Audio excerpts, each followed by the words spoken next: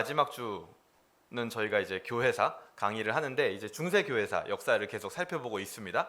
그래서 중세교회사는 그렇게 길게 하지는 않을 계획입니다. 그래서 간단하게 이제 우리가 지금 계속 보고 있는 대로 먼저는 교황제도의 역사를 좀 살펴봐야 된다. 그래서 교황제도의 흥망성쇠를 지금 살펴보는 중이고, 오늘이 아마 이제 교황제도가 어떻게 역사 가운데 이제 역사의 뒤안길로 사라지게 되는지, 어떻게 하락기를 겪게 되는지를 오늘 이제 보게 될 것 같고, 다음 시간부터는 뭐 그 사이에 있었던 십자군 운동이라든지, 그리고 또 뭐 수도원 운동이라든지, 그리고 스콜라주의, 교황제도를 지지했던 스콜라주의라는 게 무엇인지 그런 것들을 좀 보고 중세 교회사를 마무리하려고 합니다. 그래서 오늘은 그 역사의 여정 중에 이제 교황제도가 어떻게 하락의 길로 접어들게 됐는지를 살펴보려고 하는데요.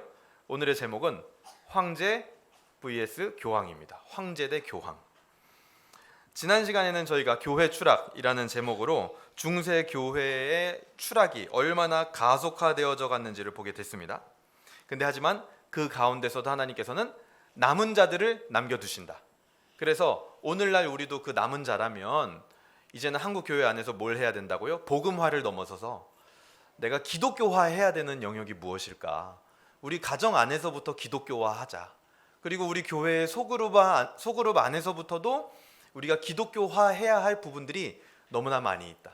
그래서 한국 교회의 다음 세대에게 맡겨진 사명이라고 한다면 바로 한국을 기독교화하는 것이다. 그렇게 생각을 합니다. 그래서 오늘은 그 이후에, 그 역사 이후에 황제와 결탁했던 교황권이 실질적인 힘을 갖게 됩니다. 그렇게 되니까 어떻게 되냐면 둘은 원래 굉장히 긴밀하게 붙어서 서로의 이득을 위해서 챙겨주고 밀어주고 당겨주던 사이였단 말이에요. 근데 교황권이 급상승하면서 권력을 갖게 되니까 이제는 황제권과 교황권이 권력을 차지하기 위하여 부딪히게 된 그 역사가 이제 오늘 이야기할 역사입니다. 그래서 이 역사를 통해서 교회가 세상에 대하여 어떤 마음을 가지고 있어야 하는지 그 부분을 우리가 하나님의 섭리를 통해서 깨닫는 시간이 되기를 소망합니다. 그래서 우리가 과거를 본다라는 거, 역사를 본다라는 거는요, 어떤 면에서는 굉장히 특권입니다. 특권. 여러분 생각해 보세요. 우리가 하나님의 섭리를 깨닫는 건 전부 과거를 통해서입니다. 내게 있을 미래의 하나님의 섭리가 이럴 것이다? 아시는 분 있나요? 아무도 모릅니다. 내게 앞으로 벌어질 일들 중에 하나님의 섭리가 이렇게 벌어질 거야. 아무도 예측하지 못해요. 근데 하지만 과거는 우리가 하나님의 입장이 돼서 정리를 해볼 수 있어요. 내게 지나온 과거들이 이러이러했기 때문에 이게 하나님의 섭리였구나. 근데 하지만 미래는요, 하나님의 입장이 우리가 되어 볼 수가 없어요. 매우 힘든 일입니다. 우리는 타락한 인간이고 한계가 있기 때문에. 그래서 과거를 본다라는 것은 하나님이 입장이 되어 볼 수 있는 아주 놀라운 특권입니다. 특권, 이것은. 그래서 우리가 역사를 꼭 살펴봐야겠죠. 역사적으로 교황권이 강력해지니까 당연히 황제의 권력의 견제를 받게 됩니다. 서로 이익을 위해 같은 편이었지만 이제는 더 큰 권력을 가지기 위해서 권력 경쟁을 하는 사이가 되었다라는 거죠. 근데 이 교황권과 황제권이 이 권력 다툼을 하는데 그 중심, 무엇을 아젠다로 권력을 다툼을 하느냐? 우리가 전쟁을 할 때도 고지전이라고 하죠. 가장 높은 봉우리, 거기를 차지하는 쪽이 일단은 우세하다, 이렇게 평가를 하잖아요. 그럼 황제권과 교황권이 부딪혔을 때는 무엇을 차지하기 위해서 그들은 혈안이 되었을까? 그리고 뭘 차지해야만 내가 상대방을 조종할 수 있고 더 큰 권력을 가졌다라고 얘기할 수 있는가? 그게 뭐냐면 바로 성직 수임권입니다. 성직 수임권. 한번 따라해 볼까요? 성직 수임권. 이 성직 수임권이라는 건 뭐냐면요, 성직자를 임명하는 권한이에요. 성직자를 임명하는 권한. 그래서 성직자를 임명하는 권한이 황제에게 있느냐? 이 말은 틀렸죠. 황제에게 있느냐라기보다는 황제에게도 있느냐, 아니면 교황에게만 있느냐, 이게요 굉장히 격렬한 논쟁이었습니다. 그리고 이 성직 수임권을 가져가는 쪽이 권력을 더 크게 차지한 쪽이라고 역사는 평가를 합니다. 교황으로서 일정 권세를 얻기 위해서 세속 권력의 도움을 계속 받아왔습니다. 그렇기 때문에 세속 권력도요, 자기들이 지금까지 병사를 일으키고 이방 나라들 쳐들어오는 것을 다 막아주고 했기 때문에 일정의 교회 안에서의 권한도요, 요구를 막 이제 하게 되는 거예요. 내가 너희들 그때 지켜줬잖아. 그러니까 적어도 내가 다스리는 우리 지역에 있는 감독들은 내가 임명할 수 있게 해줘라. 이런 식으로 자꾸만 요구와 자기들의 지분을 요구를 한다라는 거죠. 그 결과 세속 권력이 결국에는 교회의 성직자들을 임명하는 권한에도 손을 대게 되었다라는 겁니다. 그리고 교황권은 그것을 막으려고 했고, 또 역으로 교황권이 세속 권력에까지 손을 뻗치게 되는 그런 다툼이 일어난 겁니다. 당대에는 자신들의 이익을 위해서 내린 결정이었습니다. 이 교황권에서 세속 권력의 도움을 받았던 일들도 그 당대에는 일단은 황제의 도움을 받아야 교회가 지켜지고 우리가 이교도의 나라가 되지 않기 때문에 도움을 실컷 받았단 말이에요. 당대에는 올바른 결정인 것 같았을 거예요. 근데 하지만 그 결정으로 인해서 권력 다툼의 소용돌이로 지금 역사는 들어가고 있는 겁니다. 오늘날 우리가 하는 결정과 방향이 다음 세대에 어떤 영향을 미칠지 큰 결정을 내리는 사람들은 반드시 생각을 해봐야 됩니다. 오늘 부모님들도 마찬가지예요. 우리 가정이 어떤 방향으로 가야 될지, 어떤 신앙의 색깔을 결정할지는 큰 결정입니다. 그리고 오늘 오전에도 계속 교회에 대한 얘기를 했지만, 교회를 어떤 교회로 우리가 출석을 하고 예배를 드리고 신앙생활을 할 건지에 대한 것은 매우 큰 결정이에요.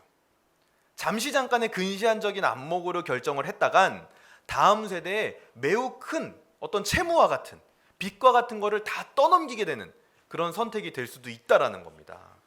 실제로 그런 예가 성경의 역사에 나오는데요. 에스겔 19장 3절에서 4절인데 한번 같이 읽어보겠습니다. 시작. 그 새끼 하나를 키움에 젊은 사자가 되어 먹이 물어뜯기를 배워 사람을 삼킴에 이방이 듣고 함정으로 그를 잡아 갈고리로 꿰어 끌고 애굽 땅으로 간지라. 이게 지금 어떤 왕 얘기냐면요. 에스겔서에서 이제 마지막 그 남유다의 3명의 왕을 쭉 예언을 하면서 이제 하나님이 하신 말씀인데, 여기 나와 있는 젊은 사자가요, 여호아하스입니다. 여호아하스의 아버지는 누구죠? 여호아하스의 아버지. 이전에도 이후에도 그와 같은 자가 없었더라 하고 이스라엘 남유다의 종교개혁을 일으켰던 요시야 왕이잖아요. 근데 요시야 왕이 여러분 어떻게 죽었는지 아실 겁니다. 애굽의 바로 느고 왕하고 전쟁을 하다 죽게 돼요. 그렇죠? 근데 그 애굽의 바로 느고 왕하고 왜 전쟁을 하게 됐냐면, 당시에 애굽은요, 이 근동으로, 그러니까 중앙으로 좀 진출하고 싶은 욕망이 있었어요. 근데 중앙에 누가 있었냐면 바벨론이 너무 강력하게 있었던 거예요. 그래가지고 이 애굽이요, 누구랑 동맹을 맺냐면 아람, 아수르 이런 그 이스라엘의 위쪽에 있는 나라라고 동맹을 맺어가지고 바벨론을 좀 치자 우리가, 그렇게 해서 나아갑니다.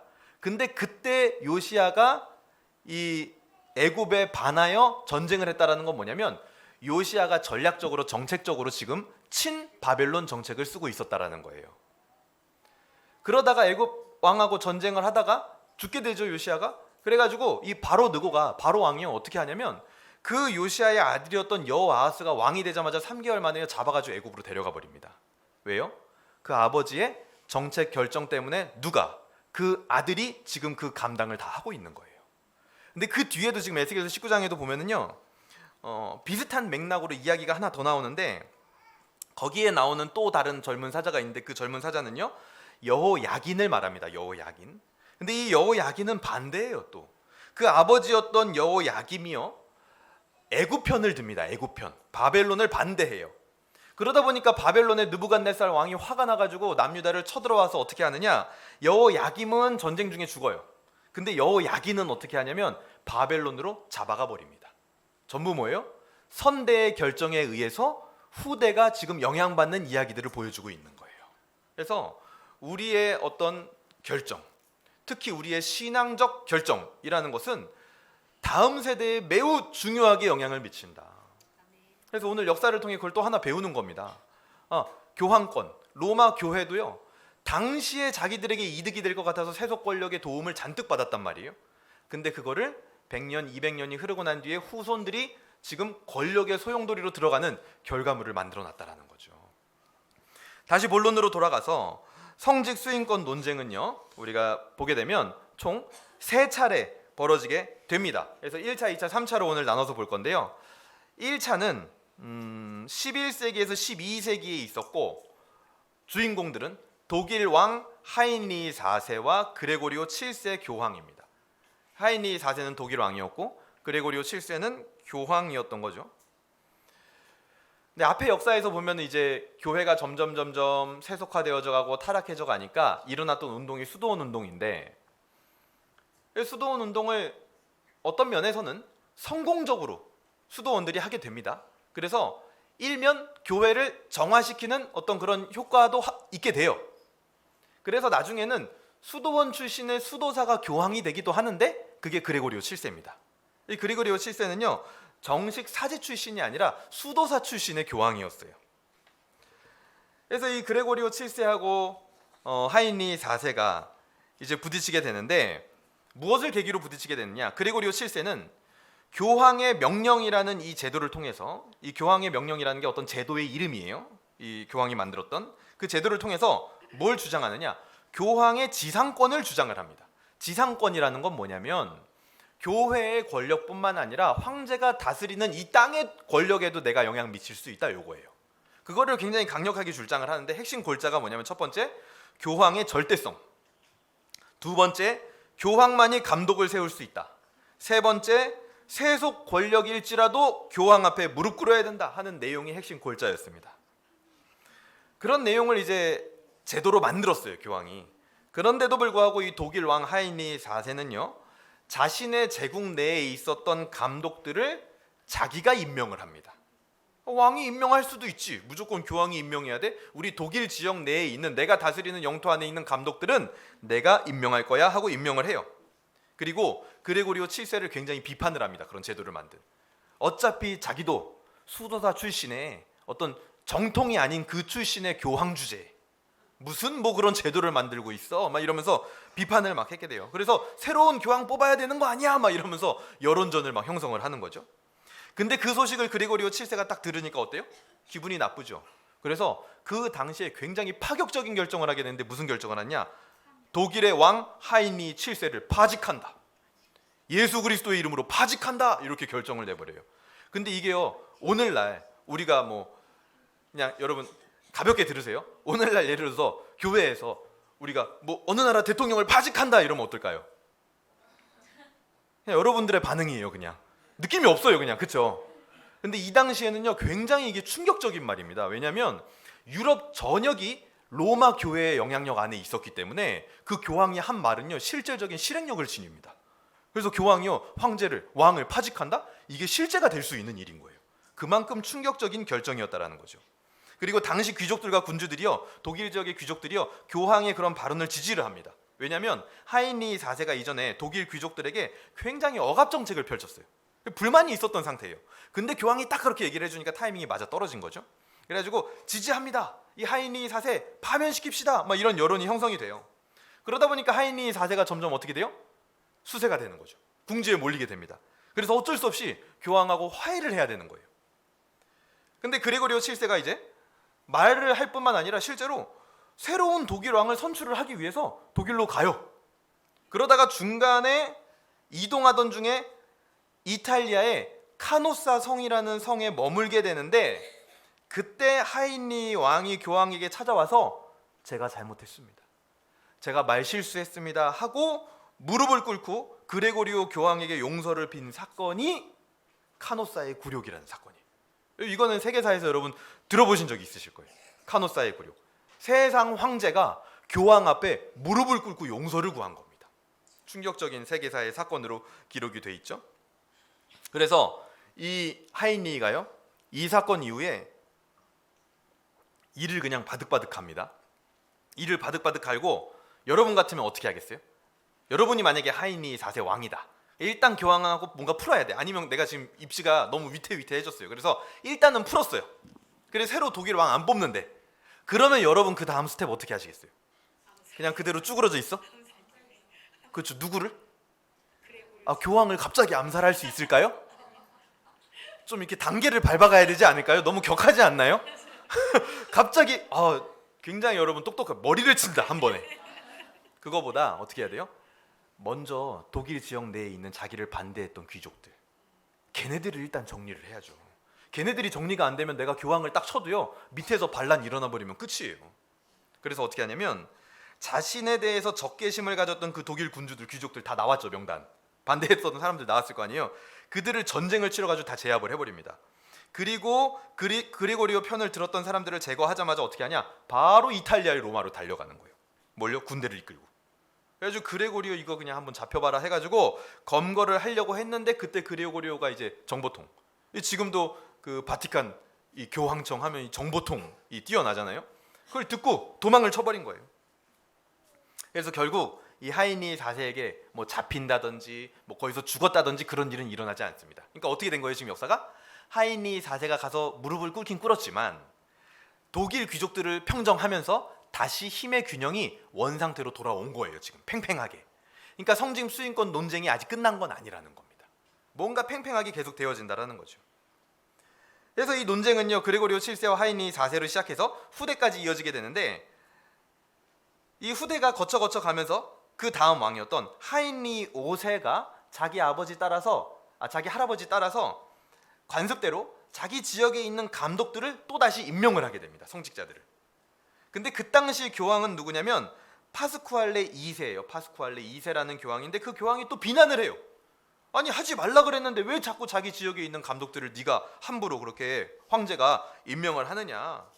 그래서 그 말을 딱 듣고 나니까 이 하이니 5세가요 화가 나는 거예요. 그래서 군대를 동원해가지고 교황청을 쳐들어가가지고 교황청을 점거를 해버립니다. 그런데 교황청을 딱 점거를 했어요. 그러면 이제 끝난 거냐? 그렇지가 않아요. 당시 이 유럽 전 지역에 로마 교회의 영향력, 소위 말하는 이 로마 카톨릭의 영향력은 엄청났던 거예요. 그래서 황제가 교황청을 딱 점거하니까 백성들이 다 들고 일어납니다. 왜 그런 짓을 하냐? 하나님의 교회에 그런 짓을 하면 안 된다 막 하고 여기저기서 막 저항이 다 일어나는 거예요. 그래서 그런 저항에 오랫동안 직면을 하게 되면서 도저히 자기가 이 황제로 나라를 다스릴 수 없는 지경까지 막 가버리니까 어떻게 하느냐? 그 다음 교황이었던 칼리스토 5세에게 찾아가가지고 협약을 맺고 성직 수인권을 반납하게 됩니다. 그래 알았어. 내가 이제 더 이상은 우리 지역에 있는 감독들 임명 안 할게. 그냥 니들이 다 가져가 성직 수인권 하고 맺은 협약이 이 보름스 협약이에요. 보름스 협약. 여러분 어떠세요? 이 1차 논쟁의 여기가 딱 종결 지점이거든요. 1차 논쟁의 종결은요. 누구의 우위로 끝난 것 같으세요, 여러분? 얼핏 보면 약간 교황권이 이제 성직 수인권을 받아왔으니까 이긴 거 아니냐라고 할 수 있겠지만 실제로 교황청을 점거한 건 누구예요? 황제권이 점거를 해버렸잖아요. 그래서 1차 논쟁의 승부를 만약에 한번 우리가 정해본다면 이거 무승부입니다. 왜냐면 황제가요 힘에 굴복해가지고 성직 수인권을 뺏긴 게 아니라 그냥 골치 아픈 일을 안 만들고 싶어서 그냥 줘버린 거예요. 그래서 1차 논쟁에서 성직 수인권 논쟁은 무승부로 끝나는 느낌이었습니다. 그래서 이 일에 대하여 좀 빽빽하죠 글씨가. 이 일에 대해서 칼빈이 요 1차 성직 수인권 논쟁을 놓고 한 말이 있어요. 이게 기독교 강요 4권 11장 14항에 나오게 되는데 위에는 저희가 생략을 하고 밑에 빨간색 글씨만 보겠습니다.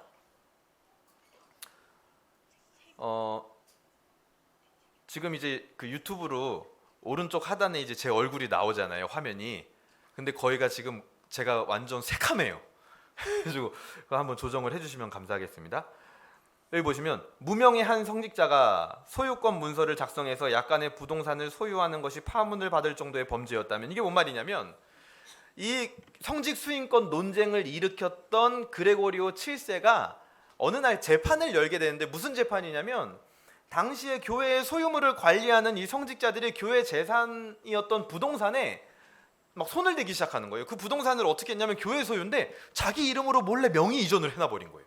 그거를 막 어떤 사람들은 눈 감아주고 같이 돈을 나눠 먹고, 그래서 이들을 파면해야 되지 않겠습니까? 해가지고 재판을 막 열게 됩니다. 그거를 칼빈이 비판하는 거예요. 아니 무명의 성직자가 부동산 약간 빼돌린 거 그게 파문받을 정도의 범죄였다면 니는 200년 동안 다른 사람의 지배권을 장악하려고 저지른 전투, 폭동, 살육, 약탈과 파괴, 대학살, 그리고 왕국이 황폐화된 거 이걸 봐라. 그거를 자행한 로마 카톨릭 교회는 얼마나 강력한 파문을 받아야 한다라고 너는 생각하느냐 하고 칼빈이 강력하게 비판을 합니다. 맞는 말이죠. 그런 작은 일에 엄청나게 도덕적이고 윤리적인 잣대를 갖다 대면서 정작 그레고리오 7세는 뭐예요? 자기가 저지른 일, 자기가 한 선택에 대해서는 너무나 관대한 거예요. 이 사람의 악함이 드러나는 거죠. 그리고 나서 이제 2차 성직 수인권 논쟁이 벌어지게 되는데 2차 성직 수인권 논쟁은요 13세기에 영국 왕 존과 이노첸조 3세 교황이 사이에 벌어지게 된 일입니다. 이노첸조 3세가 누구냐면요, 이 사람은 교황들 중에 역대급으로 가장 많은 이 권력을 누린 사람이에요. 그래서 이 사람이, 교황은 이런 말을 해요. 베드로의 대리자, 로마 감독 그 이상이다. 교황은 누구냐? 그리스도의 대리자다. 뭐 이런 말을 해요. 그런 말을 왜 했냐면, 그리스도의 대리자라는 거, 당시에 그리스도라는 개념은 유럽 전 지역과 교회의 어떤 의미냐면 하늘의 천국의 권한과 지상의 권한 모두를 가진 메시아인 거예요. 그리스도라는 건. 그럼 내가 그리스도의 대리자라는 건 뭐예요? 내가 교회 안에서의 권한뿐만 아니라 나는 황제가 다스리는 이 지상권도 가지고 있는 사람이야. 요거를 주장하고 싶었던 거죠. 이노첸조 3세가 했던 일이 뭐냐면 십자군 운동. 여러분 많이 들어보셨죠, 그렇죠? 십자군 운동을 이 사람이 본격적으로 가동화시킵니다. 그리고 우리 로마 가톨릭의 이제 성례를 이제 이론적으로 정리한 화채설. 우리가 떼는 떡이 실제로 예수님의 몸이 된다. 그래가지고 떡을 뗄 때요, 그 당시 재밌게 이제 그 로마 가톨릭 당시에 이제 성찬을 할 때 재밌게 표현해 놓은 뮤지컬이 있는데, 화채설이잖아요. 그들은 이 떡이 예수님의 몸이 됐다고 믿잖아요. 근데 이제 성직자가 그걸 다 떼주거든요. 근데 떼주는데 이 떼는 사람이 갑자기 재채기가 나온 거예요. 에취 해가지고 떡이 날아간 거예요. 그러니까 그들에겐 뭐예요? 예수님의 몸이 지금 땅에 떨어진 거야. 바로 뭐냐? 권징. 재채기 해가지고 예수님의 몸을 감히 떨어뜨려? 권징이다. 어이가 없는 거죠. 우리가 믿는 건 뭡니까? 우리는 성찬을 어떤 방식으로 이해하고 있나요? 신학적으로? 네? 기념이죠. 맞습니다. 기념설도 종교개혁자들이 주장한 하나의 이론이에요. 근데 우리는 그것을 넘어서서 뭐예요? 영적 임재설이라고 얘기를 합니다. 기념하는 것을 넘어서서 실제로 우리가 그 떡을 뗄 때 예수 그리스도께서, 성령께서 우리에게 영적으로 영향을 미친다라는 거예요. 그래서 성찬을 떼는 건요, 그래서 매우 중요한 일입니다. 그냥 단지 이게 기억을 하고 기념을 하는 거다, 그런 정도의 수준이 아니에요. 성찬은 영적으로 실제로 어떤 감화가 일어나는 겁니다. 성찬을 할 때. 그리고 이 이노첸조 3세가 또 얘기했던 게 시작한 게 고해성사. 그래서 이제 죄를 고백을 하는데 하나님께 하는 게 아니라 예수님께 하는 게 아니라 사제에게 와서 고해성사를 하도록. 이런 것들을 만드는 이유가 뭐냐? 다 교황권을 탄탄하게 만들기 위해서. 이런 제도들을 만들어내고 이노첸조 3세가 그래서 역대 가장 강력한 이 교황권을 가지게 됩니다. 그러면 이 이노첸조 3세 역대 가장 강력한 교황권을 가진 자와 붙은 영국왕 존은 도대체 누구냐? 여러분 다 아는 사람이에요. 누구냐면 로빈후드 보셨죠? 로빈후드에 보면은요, 영국이 배경이잖아요. 거기에 보면 아주 그 악한 왕이 나와요. 그 왕이 영국왕 존이에요. 존 레클랜드라는. 그 세계사에서는 뭐라 그러냐면 실지왕 혹은 무지왕 이렇게 불러요. 손가락이 없었나 봐요. 무지. 손가락이 없어요. 뭔가 하여튼 악한 짓을 하다 그렇게 됐겠죠. 그래서 이 영국왕 존이라는 사람이 그 로빈후드에 나오는 악한 왕의 배경이 되는 왕입니다. 그러니까 그 정도 악해야 가장 강력했던 교황하고 한판 붙어볼 수 있겠죠. 그래서 둘이 붙게 되는데, 어떻게 이 논쟁이 시작되냐면 1205년에 영국의 캔터베리 대감독이 죽게 됩니다. 그러자 이 영국왕 존이요, 노이치 감독이었던 자신의 신복이 있었어요. 신복. 누구냐면 존 데 그레이라는 사람이에요. 존 데 그레이라는 감독을요, 대감독으로 자기가 딱 앉혀버려요. 그러니까 이게 벌써 뭐예요? 선 넘은 거예요. 성직 수인권을 침범을 한 거죠. 그러자 캔터베리 지역에 있었던 감독들이, 아니 왕이 왜 대감독을 임명을 합니까? 말이 안 됩니다. 그래가지고 레저널드라는 사람을 대감독으로 임명해 주십시오 하고 주장을 하고 이노첸조 3세한테 허가를 받아버려요. 그냥 영국에 있던 캔터베리의 대감독은 이 레저널드라는 사람으로 하겠습니다. 그래서 이노첸조 3세가 도장을 쾅 찍어줍니다. 그래서 이 사실을 알게 된 존이 어떻게 하느냐? 감독들을 싹 불러 모읍니다. 그래가지고 협박을 해요. 너희들 죽을래? 아니면은 그 내 신복 존 데 그레이를 대감독으로 임명을 할래? 그래가지고 협박을 하면서 이 영국왕 존이요, 다시 이노첸조 3세한테 서신을 보내요. 영국의 대감독은 존 데 그레이로 하겠습니다. 그러니까 이노첸조 3세가 지금 이게 서신을 여러 개 받아봤잖아요. 그러니까 이상하죠. 그래가지고 존 데 그레이도 안 되고 영국의 감독들이 얘기했던 레저널드 걔도 안 돼. 누구를 임명하느냐? 스티븐 랭턴이라는 사람을 대감독으로 임명을 해라. 그 스티븐 랭턴이라는 사람은 누군가 봤더니 이노첸조 3세의 신복이었던 거예요. 그래가지고 이 스티븐 랭턴이라는 사람이 이제 대감독으로 임명받았으니까 영국을 이제 치리를 하러 가는데, 그때 영국 왕 존이요 교황의 임명을 거부를 하고 랭턴이 영국으로 아예 못 들어오게 해버립니다. 군사를 데리고. 그래서 이노첸조 3세가 화가 나가지고 어떻게 하냐면 영국 자체를요 파문을 시켜버려요. 영국은 이제 기독교 국가 아니다, 이런 식으로. 너희는 이제 예외야, 파문. 그래가지고 영국에 있는 성직자들 다 철수해. 그래서 영국 교회들의 이제 당시에 미사라고 하죠, 예배, 그것이 다 멈춰집니다. 그러니까 일반 백성들이 어떨까요? 엄청나게 불만이 쌓이죠. 그래서 그 불만이 다 누구에게 향해요? 영국 왕 존에게 막 다 향하는 거예요. 그래서 당시에 십자군 운동이라는 게요 항상 이런 식으로 쓰였어요. 교황에게 반기를 들은 나라가 있다. 그러면 딱 파문시켜요 일단. 그러면 그 나라는 어떻게 돼요? 이제 기독교 국가가 아니라 이교도 국가가 되는 겁니다. 그래서 이교도 국가니까 십자군이 출정할 명분이 생기는 거예요. 자, 십자군 출동 해가지고 그 나라를 점령을 해버려요. 그래서 그 나라를 교황 권력 아래 둬버리게 되는, 그 십자군 운동이 대부분 그렇게 일어난 운동입니다.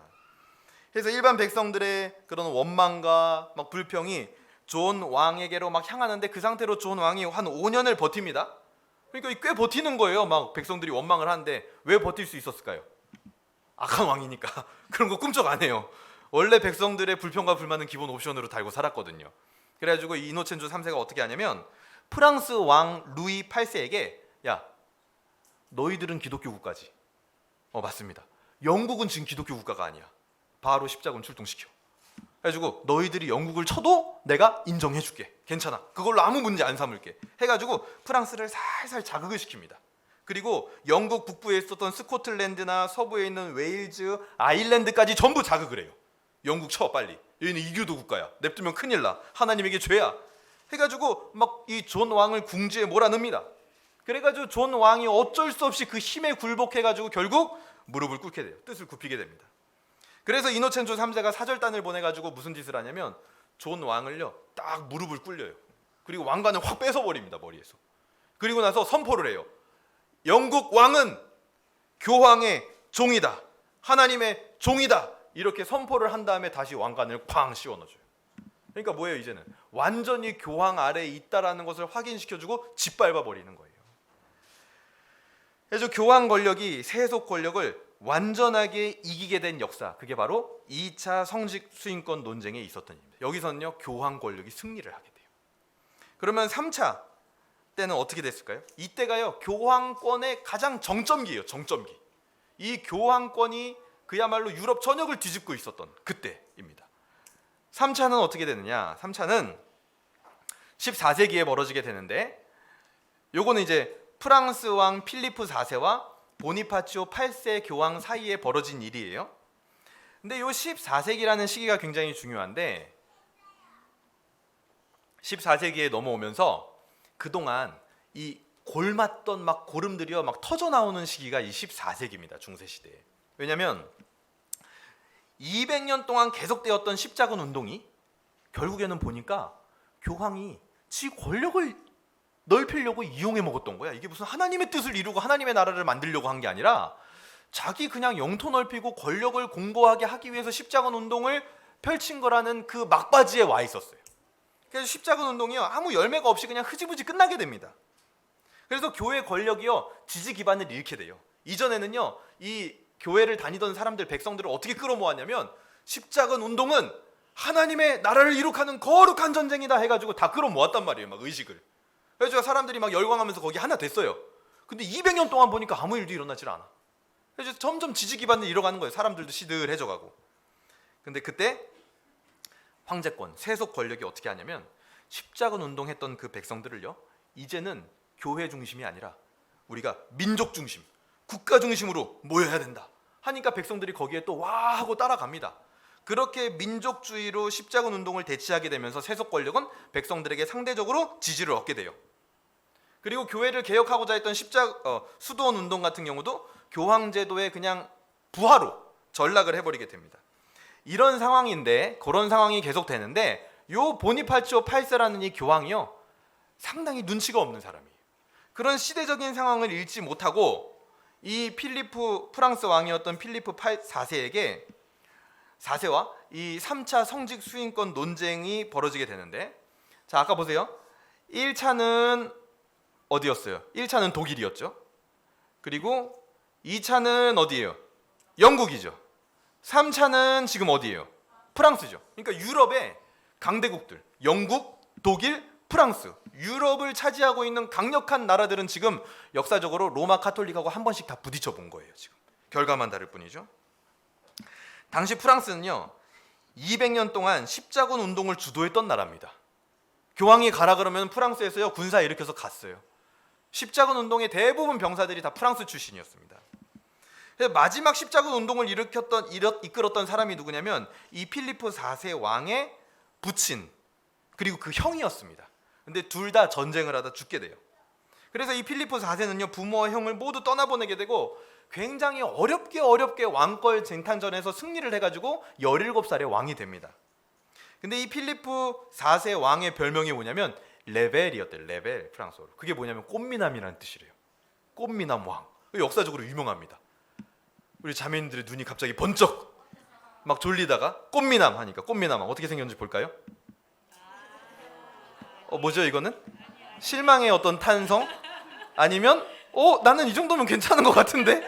지금 막 나는 이 정도면 괜찮은 것 같은데 라고 생각하는 분들이 굉장히 당황하시고 계세요. 난 저 정도면 괜찮은 것 같은데. 이게 이제 필리프 4세 왕의 초상화입니다.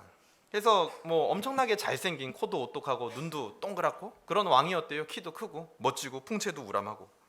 그래서 이 왕이요 굉장히 어렵게 왕이 됐잖아요. 그래가지고 왕권을 강화시키는데 굉장히 주력을 합니다. 왕권을 강화시키는데. 근데 왕권을 강화시켜야 되는데 십자군 운동이 이제 끝나면서 유럽 전역에 퍼졌던 분위기가 뭐냐면, 자, 십자군 운동은 기독교 대 이교도 이렇게 전쟁이 붙은 거예요. 그래서 기독교 편에 있는 나라들은 다 한 편이에요. 서로 싸울 일이 없습니다. 근데 십자군 운동이 끝나고 나니까 한 편이었던 나라들도요 이제는 영토 분쟁을 마무리를 해야 돼요. 왜냐면 전쟁을 하면서 막 차지했던 영토들도 있고 그때는 한 편이니까 그냥 같이 모여서 살았을 거 아니에요. 근데 이제는 십자군 운동 끝나면서 경계를 명확하게 해야 된단 말이에요. 그래서 영토를 나누다 보니까 어떻게 되냐? 그 나라들끼리도 전쟁이 막 일어납니다. 영국, 프랑스, 독일 간에도 막 서로 간에 싸움과 전쟁이 일어났던 거예요. 그래서 그렇게 막 자기들끼리 전쟁을 하려다 보니까 뭐가 필요해요? 전쟁을 하려면? 돈이 필요하죠. 돈. 무기를 만들려면 돈이 있어야 될 거 아니에요. 그 돈을 막 여기저기 끌어오다 보니까 이 프랑스가요 굉장히 재정 적자에 시달리게 돼요. 그래서 그 필리프 4세가 어떻게 이 돈 모자란 걸 메꿀 수 있을까? 그렇다고 전쟁을 안 할 수도 없는데 그럼 우리 땅 다 뺏기는데 하다가 생각해낸 게 뭐냐면, 우리 프랑스에 보니까 이 성직자들이 엄청 많은 거예요. 얘네들한테 세금을 거두면 되겠다 해가지고 앞으로 성직자들도 세금 내라 이렇게 얘기를 합니다. 근데 그때 세금 내라고 했던 시기가 보니파치오 8세가 교지를 내가지고 뭐라고 했냐, 성직자들에게 세금을 걷는 일은 교황의 허락 없이는 절대 안 된다 이거를 공지했던 때예요. 근데 이 필리프 4세는 너무 급하다 보니까 성직자들에게도 그냥 세금을 걷어 버리는 거죠. 그래가지고 보니파치오 8세가 너 그러면 안 된다. 왜 그러냐? 그런 식으로 내가 너희 그 할아버지 있지, 할아버지를 성인으로 추대를 해줄게. 그러니까 너 이상한 짓 이런 짓 하지 마. 그런 식으로 뭔가 서로 달래는 것 같은 어떤 분위기가 있는 듯 보였습니다. 그런데 시간이 한참 흐른 뒤에 1300년에 가서 보니까 여전히 프랑스에서 성직자들의 세금을 걷고 있다는 소식이 보니파치오 교황에게 딱 들린 거예요. 그래가지고 이 보니파치오 교황이 그래도 자존심이 있죠. 그래서 이 프랑스 왕 필리프 4세를 굉장히 비난을 합니다. 이건 악한 거다. 그랬더니 이제 필리프 4세도요 자기가 어린 나이부터 왕이 되고 실력이 있는 사람이잖아요. 이 교황이 비판을 하니까 그 교황의 교서도 다 불태워버리고 선포를 합니다. 하나님 외에 그 누구도 이 제국을, 왕국을 속국처럼 부릴 수 없다. 감히 교황이 뭐라고 우리 영국을, 프랑스를 속국처럼 부리느냐 막 하고 천명을 합니다. 그래서 보니파치오 8세가요 교회 역사에서 가장 유명한 교서 중 하나인 요 운항삼탐이라는 이게요 사자성어가 아닙니다. 저도 처음에 살짝 헷갈렸어요.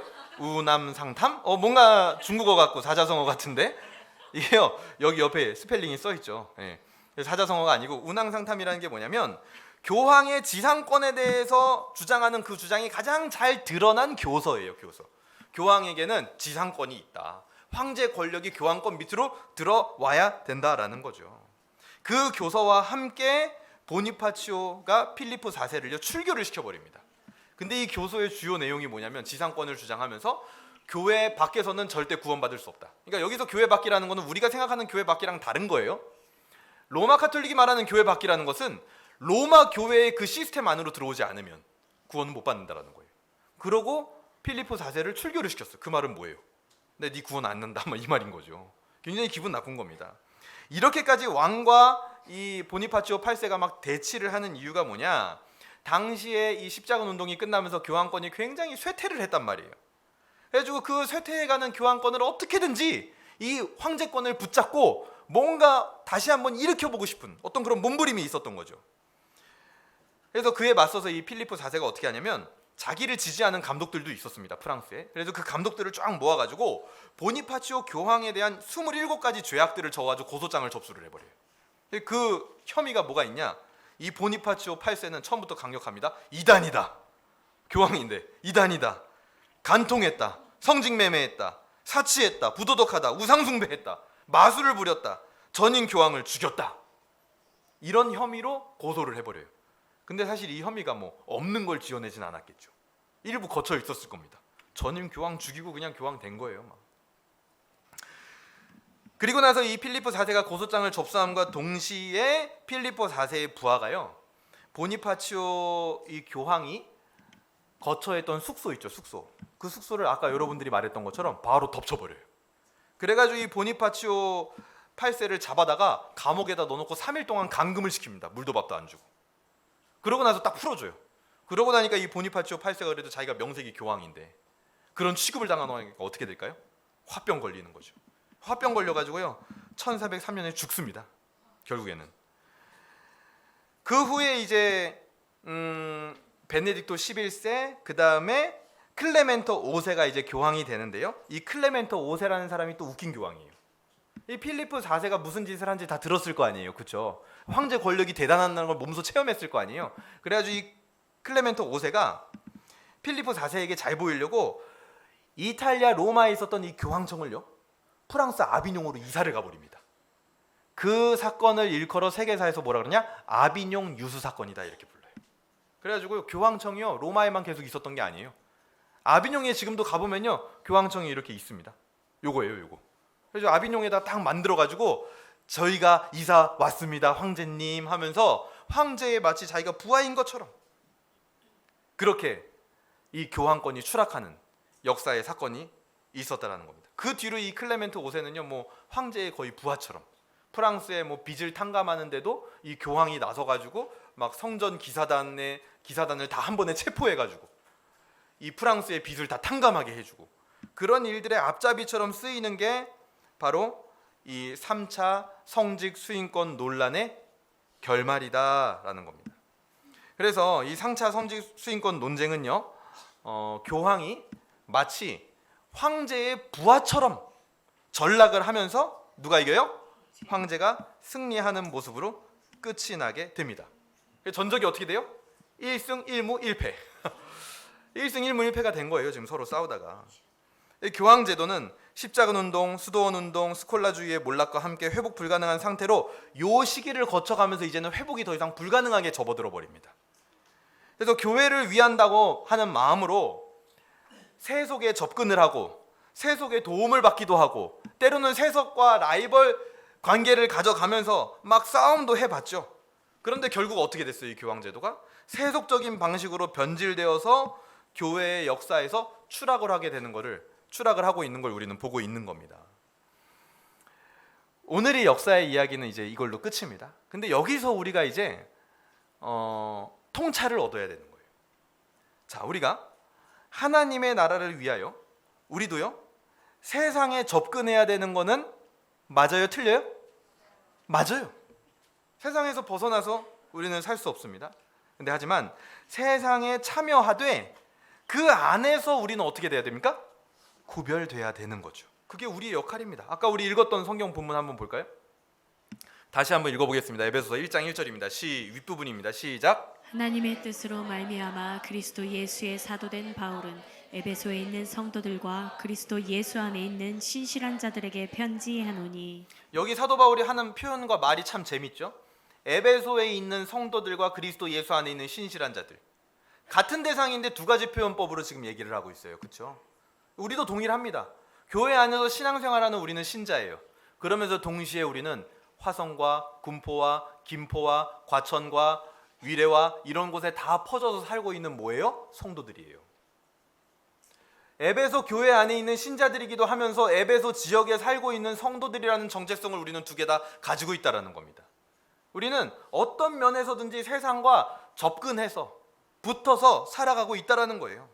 그래서 우리가 가장 먼저 생각해 봐야 되는 건 뭐냐면, 우리는 사도 바울이 신자들과 성도들의 정체성을 이렇게 이야기한 것처럼 우리는 과연 세상에 참여하고 있는가? 참여하고 있는가? 문제의식은 여기서 발견돼야 됩니다. 그러니까 세상에 참여를 하는데 어떤 방식으로 복음을 전하느냐, 여기에는 문제의식이 없어요. 이 방식도 될 수 있고 저런 방식도 될 수 있는 겁니다. 진리와 교리 안에 있는 거라면. 강요할 수 없겠죠. 근데 하지만 문제는 뭐냐?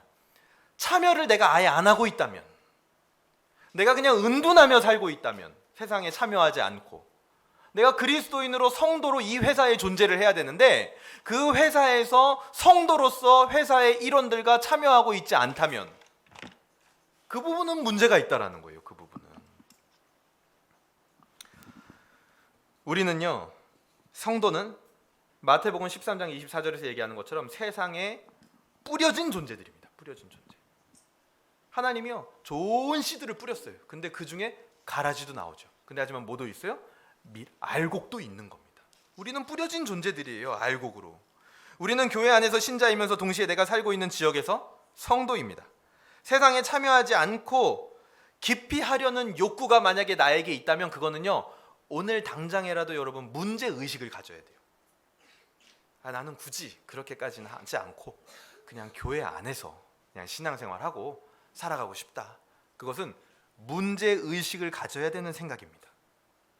내가 세상을 가서 뒤집어 놓겠다라는 어떤 변혁적인 마인드든지, 아니면 내가 그들을 위하여 기도하고 성실하게 내가 맡겨진 일들을 하면서 나는 그리스도인인 것을 드러내겠다라는 간접적인 방법이든지 어떤 방법이든지 상관없습니다. 중요한 건 세상에 참여해야 된다는 거죠. 참여하고 있지 않다면 그 신앙은 적어도 그 사람에게 있어서는 그저 내면의 평화와 자아 실현의 도구밖에는 사실은 안 되는 것이죠. 매우 안타까운 일인 겁니다. 그리고 동시에 세상에 참여하되 상황과 환경을 고려하지 않는 방식이라면 그거 역시 문제가 되는 거예요. 자, 교환권이 가진 문제가 그런 문제였어요. 교환권도요, 세상에 자꾸 참여하려고 했습니다. 자기의 방식대로 참여하려고 한 거죠. 근데 상황과 환경이 고려되지 않은, 심지어 진리와 교리에 기초하지 않은 방식이었기 때문에 문제가 되는 겁니다. 우리는 철저하게 에베소에 사는 그 지역의 상황과 환경에 맞게 살아가는 성도들이 돼야 되는 거예요. 내가 화성에서, 혹은 내가 김포에서, 내가 과천에서, 위례에서, 서울에서, 영등포에서 어디서 살고 있다. 그 지역만의 특성이 있을 겁니다. 내가 출근하고 있는 회사의 분위기가 있을 거예요. 내가 만나는 거래처 사람의 그 배경과 분위기가 있을 거란 말입니다. 거기에 우리는 맞추어서 접근을 해야 된다는 거예요. 근데 그것과 맞지 않는 방식으로 내 방식을 고집하면서 접근한다? 그건 오히려 반기독교적인 정서를 일으키기 딱 좋은 방법인 거죠. 우리는 그 부분에 있어서도 지혜를 발휘해야 된다는 거예요. 그것을 고려하지 못한다면 세속 권력을 지배하려고 했던 교황 권력과 같이 서로 대립하고 반목하게 되는 일들이 일어날 수 있다는 겁니다. 교황 권력이 결국 세속 권력과 비슷해지는 것처럼 우리도요, 그 지혜를 발휘하지 못하면 세상과 비슷한 모습이 되어버릴 수 있는 거예요. 너는 너, 나는 나, 그냥 이런 식으로. 그러면 우리는 어떻게 해? 좌로도 우로도 치우치지 않는 성도의 길. 그러니까 세상에 아예 안 참여하는 것도 안 되고, 참여할 때 그냥 참여하고 무식하게 참여하는 게 아니라 지혜롭게 참여해야 되는데, 좌로도 우로도 치우치지 않는 성도의 길, 참교회의 길을 우리는 어떻게 갈 수 있을까요? 그것이 과연 우리에게 가능한 일입니까, 여러분? 저는요, 좀 불가능한 일인 것 같아요. 왜냐하면 언제나 우리는 치우쳐져 있습니다. 여러분, 자기 자신을 한번 생각해 보세요. 모든 사람에게는요 자기 자신이 표준이에요. 그리고 내 표준에서 벗어난 사람을 조금 이상하다라고 생각을 합니다. 우리는 다 내 기준이에요. 내 기준. 내가 표준입니다. 우리는 치우쳐져 있다라는 거예요. 방식의 차이, 방법의 차이를요 사실은 잘 받아들이지 못합니다. 저부터도 그래요. 이건 방법의 차이거든요. 근데 다른 방법을 하는 사람을 보거나 교회를 보거나 그것이 나에게 다가올 때 왠지 모르게 불편한 거예요. 제가 왜 그럴까? 이거 받아들여야 되는데 방법의 차이인데 진리와 교리에서 벗어난 게 아닌데 얼마든지 받아들여야 되거든요. 근데 왠지 모르게 불편하다라는 거예요. 우리는 그런 한계성을 가지고 있다라는 거죠. 우리는 모든 문화의 장단점을 우리가 다 섭렵하고 있지 않습니다. 협소한 사고를 하고 있는 것이 바로 인간의, 그러니까 타락한 인간의 한계임을 우리는 가장 먼저 인지해야 돼요. 내가 협소한 사고를 하고 있구나. 내가 치우쳐져 있구나. 내가 표준이 아니구나 라는 것을 먼저 생각해야만 좌로도 우로도 치우치지 않는 첫걸음이 될 수 있다는 거예요. 그럼 도대체 우리는 우리의 그 한계성을 극복해야 되는데 어떻게 극복할 수 있을까요? 아니면 극복이 안 되니까 죽을 때까지 그냥 편협하게 우리는 살아야 될까요? 그냥 죽을 때까지 치우쳐서 살아야 됩니까? 그냥 어쩔 수 없이 그냥 인정하면서 내가 이쪽으로 치우치면은 쟤도 저쪽으로 치우쳐서 밸런스가 맞아지는 거겠지. 그런 건가요? 하나님이 알아서 하시겠지. 그건 아니죠. 정답은요 딴 거 없습니다. 자, 이 말을 잘 들으셔야 돼요. 성경으로 돌아가는 거예요. 자, 근데 정답이 성경이라는 말은 단순히 지식적인 해답을 말하는 게 아닙니다. 성경을 통해서 하나님과 우리 사이에 일어나는 참된 교제와 그 사랑의 관계의 심화, 그것이 바로 정답이라는 거예요. 성경이 정답이다라는 말이, 그 성경을 통해서 일어나는 하나님과의 교제와 사랑의 관계의 심화가 일어나는 거, 그게 유일하게 우리가 한계를 극복할 수 있는 길이라는 거예요. 그것이 우리의 동기가 되고 그 안에 있을 때 비로소 우리는 편협한 우리의 한계를 넘어서 세상에 올바르게 참여하는 성도가 된다라는 겁니다. 정치, 교육, 사회, 언론, 경제, 국가의 모든 문제에 우리가 참여하게 될 텐데, 그때 성도가 하나님과의 사랑의 교제가 충만하지 않으면 우리는요 우리의 죄인된 본색만 나타나게 돼 있다는 거예요. 마치 교황권처럼 부작용만 낳게 될 거라는 거죠. 내가 하는 일에 여러분 100% 확신을 가지고 계십니까? 하나님과의 참된 교제가 없는 100% 확신은요 오히려 우리에게 독이 됩니다. 교황도요 100% 확신이 있었어요. 이게 하나님을 위한 일이라는. 우리 주 예수 그리스도의 은혜와 교제와 그 구원의 감격이 없는 확신은요 사실은 가짜인 거죠. 오히려 교회를 병들게 합니다. 내가 손해볼 것 같아서가 아니라, 우리 자녀들이 어려워질 것 같아서가 아니라, 하나님을 사랑하기 때문에 모든 일들을 행하시길 바랍니다. 그래서 세상에 접근하시길 바라요. 일단 1차적인 동기가, 우리 주 예수 그리스도께서는 우리와 하나님 사이의 온전함을 위해 십자가를 지셨고 그것을 통해 우리가 가진 죄의 한계가 극복되도록 다 이루셨습니다.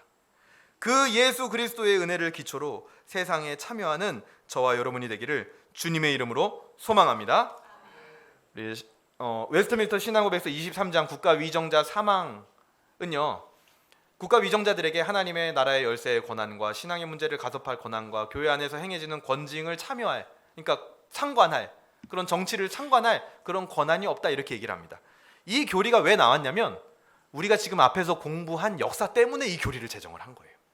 계속 서로 간에 간섭하는 일들이 발생을 하니까요. 말씀을 하나님의 마음을 우리가 함께 보면서 정리를 하도록 하겠습니다. 세상에 뿌려졌지만 흔들리는 나무와 같은 자녀들을 위해 친히 포도나무가 되어주셔서 붙어있는 자녀들을 열매 맺게 하시고 그 자녀들을 사랑하시는 하나님의 마음이 오늘 이 역사의 이야기를 통해서 우리에게 드러나고 있는 겁니다. 어떻게 적용할 수 있을까요? 나는 세상에 1차적으로는 접근하고 있냐? 이거는 문제의식 가져야 됩니다. 접근을 안 하고 있다면 그건 문제예요. 그리고 접근하기 전에 나는 하나님과 참된 교제를 회복하고 있는가? 그것을 적용할 수 있으면 좋겠습니다. 말씀을 마무리하겠습니다. 하나님과의 참된 사랑의 관계도 예수 그리스도의 참된 은혜도 없었던 역사는 그야말로 세상과 교회가 구별되지 않은 결과를 낳게 되었습니다. 우리가 세상에 접근할 때 가지고 있는 이 편향성이라는 것은 에스겔 말씀처럼 다음 세대에게도 반드시 영향을 미칩니다. 내가 편향성을 가지고 결정을 하면 다음 세대에 반드시 그 반작용이든 작용이든 뭔가 영향을 굉장히 강력하게 미친다라는 거예요.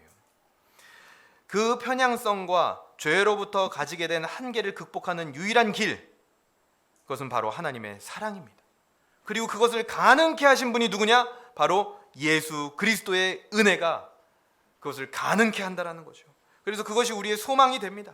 이번 한 주도 세상에 뿌려진 우리에게 무엇보다도 절실하게 필요한 것은 바로 예수 그리스도의 은혜와 성령님의 도우심으로 말미암은 하나님과의 사랑의 교제인 줄로 믿으시길 바랍니다. 하나님을 사랑함으로 말미암아 세상에 뿌려져 열매 맺는 한 주가 되시기를 주님의 이름으로 소망합니다. 우리 시간 같이 기도하도록 하겠습니다. 오늘 마지막에 마무리하면서 얘기했던 내용과 우리가 적용해야 되는 내용들, 나는 과연 세상에 접근하고 있는가? 그렇지 않고 좀 너무나 소극적으로 뿌려진 씨앗이 되지 않았다면 이 시간 같이 회개할 수 있으면 좋겠고요. 또 접근하기 전에 내가 하나님과 참된 교제를 정말 내 삶 가운데서 이루고 있었는가? 난 예수 그리스도에게 의지하고 있었는가 생각하면서 우리 시간 함께 기도하도록 하겠습니다. 기도합니다.